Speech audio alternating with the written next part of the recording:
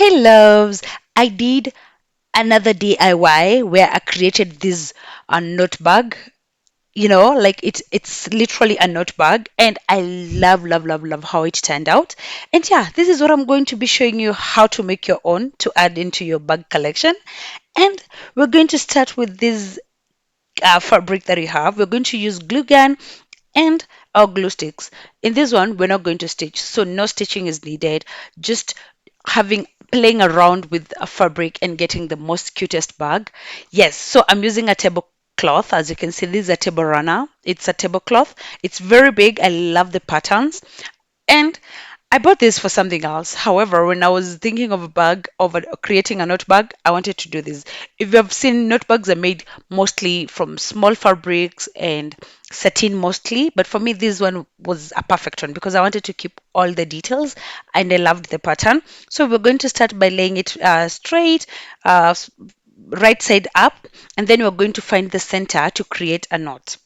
I know before we even start, I know you're thinking, oh, this is going to be a very long or big bag. Yes, I wanted a bag that will fit an A4 book or an A4 size, like I needed something big. That's why I'm not cutting out the table runner. But if you need something small, you can be able to just reduce the to the size that you want. Yeah. So I did go ahead and tie my first knot.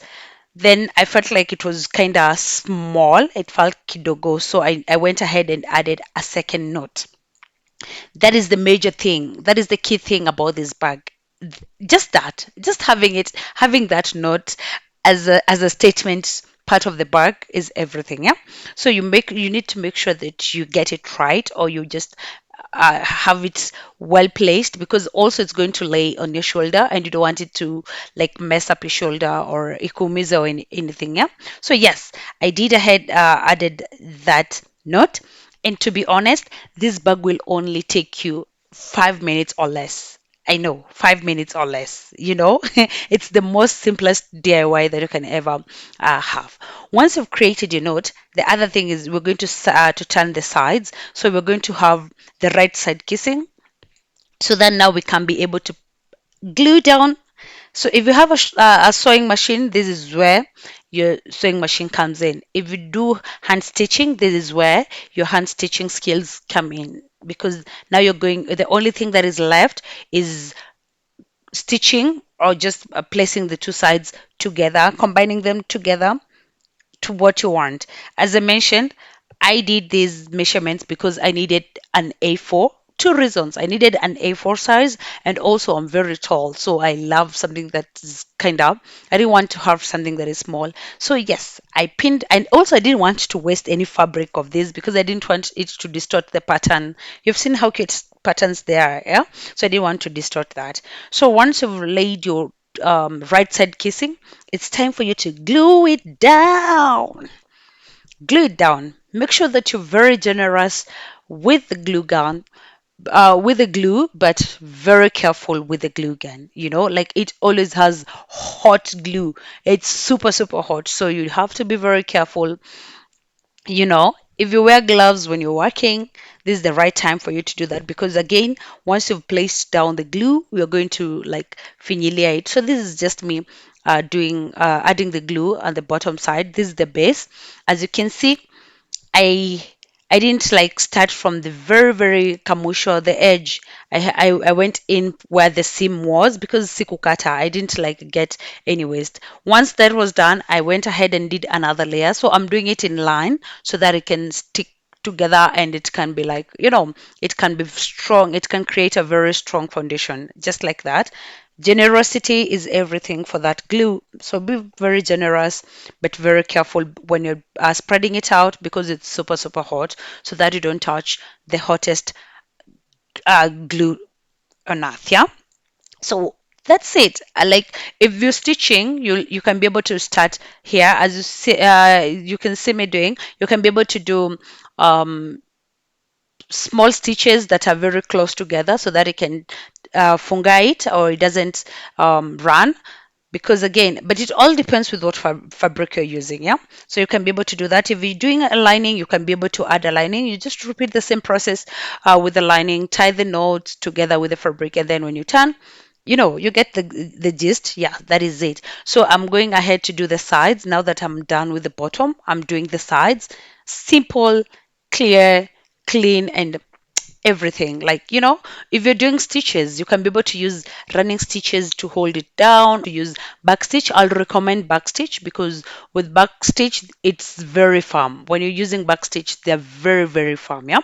So from here, just me eyeballing. I've already done side one. So for the second side, I just eyeballed, and so where the other one was, that is where I started gluing it down so that it can have same size. Also remember, we needed to have the armhole where you put your arm. You need to have a space in between. So don't forget and stitch all the way up. No, do not stitch all the way up. You need to have a space in between the knots and the distance where you want you just need to have an opening after the knot. You have to have an opening where your arm will go through. Yeah. So yes, imagine we are done. We're only going to glue it down, and that's it. If you're stitching, you're just going to stitch, and that's it. Like, you've already made the best, the cutest bag. You've added a new bag into your bag collection with just those simple steps, right? So yes, don't be limited. You can be able to use any fabric you have. If it's a denim, it's Ankara. If it's a sateen. But if you're doing sateen, I'll recommend you do a Japanese knot. But for this one, this is not a Japanese knot, it's just a normal knot. Yeah. But yeah, imagine you're done. We are done. I'm just making sure that I've added enough glue so that it can hold my books, because I want to carry these for books whenever I'm going out for reading sessions, or I'm just going for a walk, sorry, a picnic, and I want to have just a book and some few snacks. Yes, that is why I created this bag. You see, it's already big. See how big it is. It has every room that I need. And the best thing about it, the patterns still remained. Like, it did not distort. Just look at that pattern. Look at that flower. It stayed. This is the reason as to why I bought this table run. I don't have that huge table, but when I saw it, I was like, I guess I'll need this for something different. But do you see how cute it is? Do you see how the patterns were left? The flower looks so cute. The design itself. Yeah, imagine you're done. But again, as I mentioned, you're not limited to the size. If you feel like this is too long for you, you can be able to reduce it to your level best, or to your liking. I mean, like, you can be able to reduce it to your liking. But guys, we are done. We have nothing else to do. You see, it has now the opening.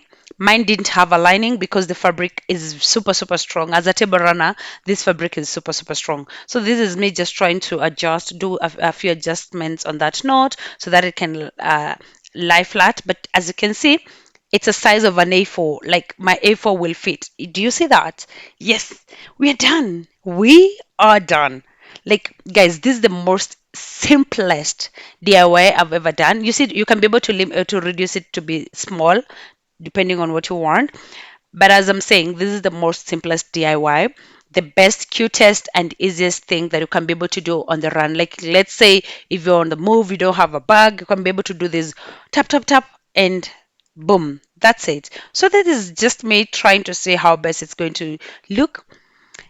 And I did add a few books. These are two books that I'm reading currently. Yes, so I did add the book so that I can be able to show you how structured it looks. But do you see the vibe? Like, that is all. You already have a bag. You see, I said I'm tall. So when I put it on my shoulder, it doesn't look that big. Do you see? Yes. Also, when you're doing this, you can it's an open bag, as you can see, the open arm, but you can be able to secure it with anything. So I'm using my bangle just to try to style it a different way. So most of the times when you want to secure it, or you just want to funga it at the top, you can use your bangle as I did. You can use clips, or you can be able to use what is it called?